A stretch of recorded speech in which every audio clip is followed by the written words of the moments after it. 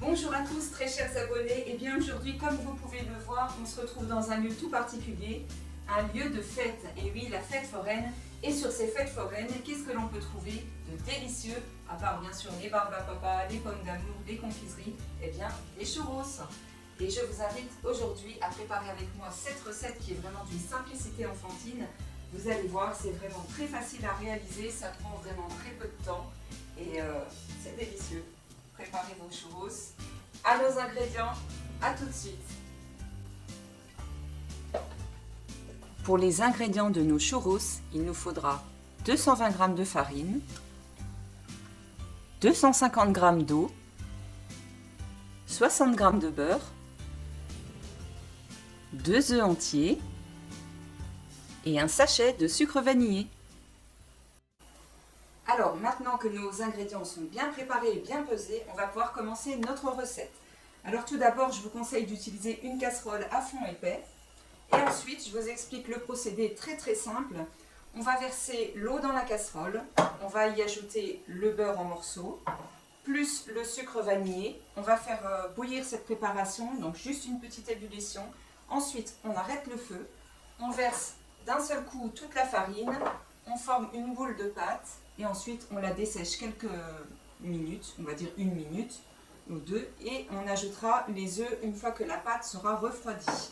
Et n'oubliez pas pour la suite, la fin de la recette, de prévoir, je n'ai pas noté dans les ingrédients, un petit peu de sucre dans une assiette pour enrober notre churros. Voilà, donc ni plus ni moins, c'est comme une pâte à choux qu'on va faire cuire et pocher en churros. Allez, c'est parti. Alors, on commence par allumer la plaque, c'est mieux. Voilà. Ensuite, je verse l'eau dans la casserole. J'y ajoute la totalité du beurre. Et puis, comme je vous le disais, le sucre vanillé. Donc, on va laisser monter en température. Le beurre, il va fondre. Voilà, on voit que le beurre est tout fondu. On attend qu'il y ait une petite ébullition qui se forme. Voilà, c'est fait. On stoppe la cuisson.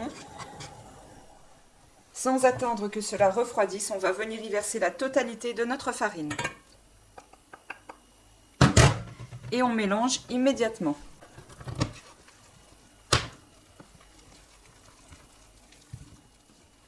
On forme une boule.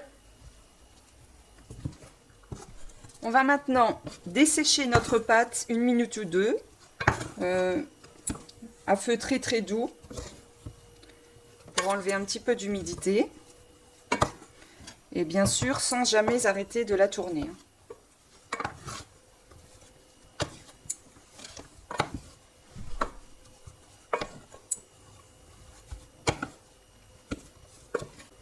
Voilà, c'est suffisant. On va maintenant laisser refroidir notre pâte en la remuant de temps en temps avant d'y incorporer nos 2 œufs. Alors, notre pâte a tiédi, elle est presque froide. Donc, on va pouvoir passer à la prochaine étape, c'est-à-dire incorporer nos 2 œufs, mais surtout pas en même temps, l'un après l'autre, parce que vous allez voir que c'est assez difficile à mélanger. Donc, voilà, on met déjà un œuf à la fois, et après on mélange bien, on ne mélange que le deuxième œuf quand le premier est bien incorporé surtout.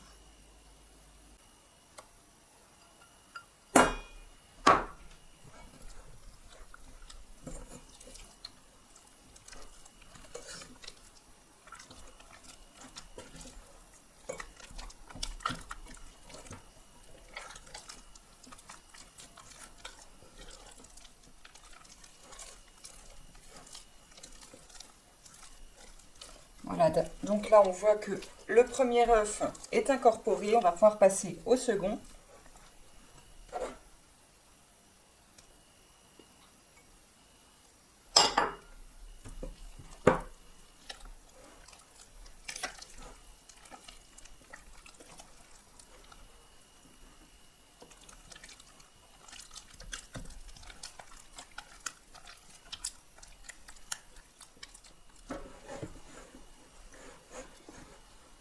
Voilà. Donc on va passer tout de suite à la mise en poche. Alors, on va donc mettre dans la poche à douille. Donc moi, j'ai choisi une douille cannelée, donc une douille avec une forme d'étoile, comme ceci. Mais bien sûr, vous pouvez choisir la douille que vous voulez. Donc, on va mettre notre appareil dans la poche.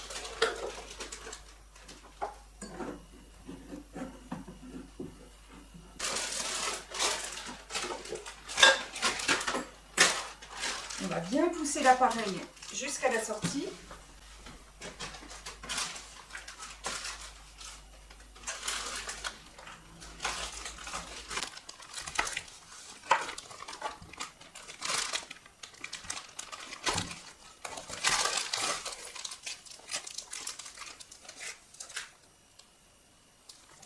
Voilà.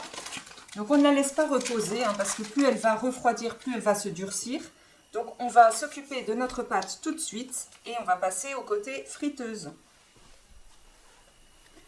Donc comme je vous le préconisais tout à l'heure, on a fait chauffer la friteuse à 150-160 degrés environ. Et ensuite on va pocher donc, nos churros dans l'huile à cette température. On viendra les déposer ensuite quand ils seront cuits sur un papier absorbant pour éliminer un petit peu d'huile.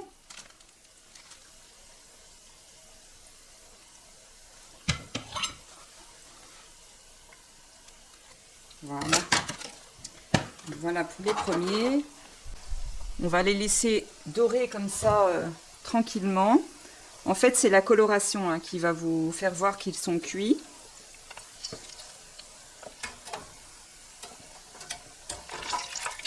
Il faut les retourner quand ils sont dorés un peu partout. Et bien là, on peut les sortir. Là, on voit en les retournant qu'ils commencent à se colorer un petit peu. Il ne faut pas non plus qu'ils soient trop cuits, hein, il faut qu'ils restent fondants à cœur. Donc là, je pense que je vais les retirer.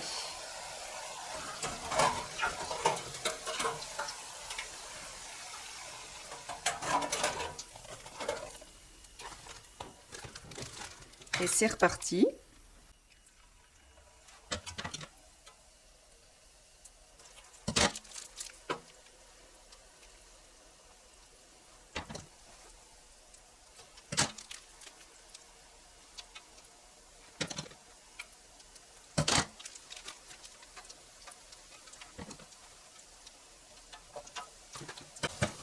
Dès qu'ils sont cuits et un petit peu épongés, je viens les tremper dans le sucre. Hein.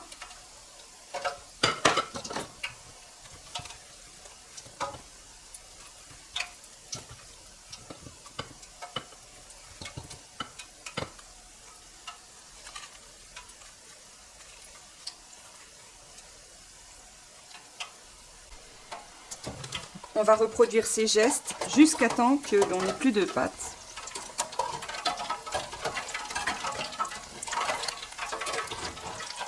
Voilà, on les égoutte à leur tour.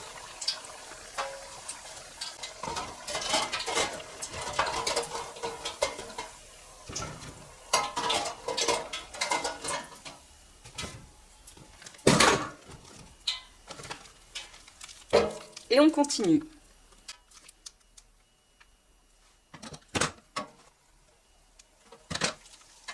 Donc, surtout, faites bien attention au risque d'éclaboussure.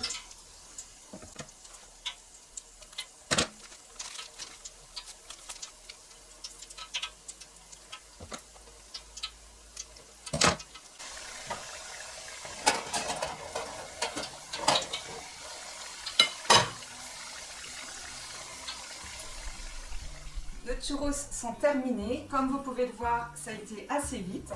Comme vous pouvez le voir également, moi j'en ai fait une quinzaine parce que j'ai choisi une douille qui était assez grosse. Mais bien entendu, si vous voulez en faire plus, il faudra choisir une douille plus petite. Et dans ce cas-là, il faudra également adapter le temps de cuisson qui sera beaucoup moins long. Les miens ont pris environ 5 minutes à chaque fois. Donc voilà, parce qu'ils sont épais, ils ont mis un petit peu de temps à cuire. Mais ils sont très fondants à l'intérieur, je vous assure, c'est un délice. Si vous n'êtes pas encore abonné à ma chaîne, n'oubliez pas de le faire et d'activer la petite cloche pour recevoir toutes les notifications et ne rater aucune de mes vidéos. Et n'oubliez pas les partages. Je vous embrasse bien fort, bisous. Ciao ciao les gourmands.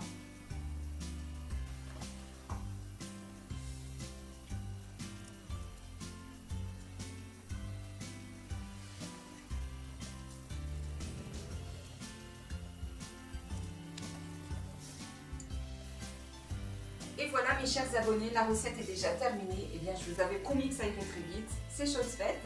Maintenant, on peut déguster nos churros avec plaisir dans cette belle ambiance de fête foraine qui nous rappelle de très très beaux souvenirs.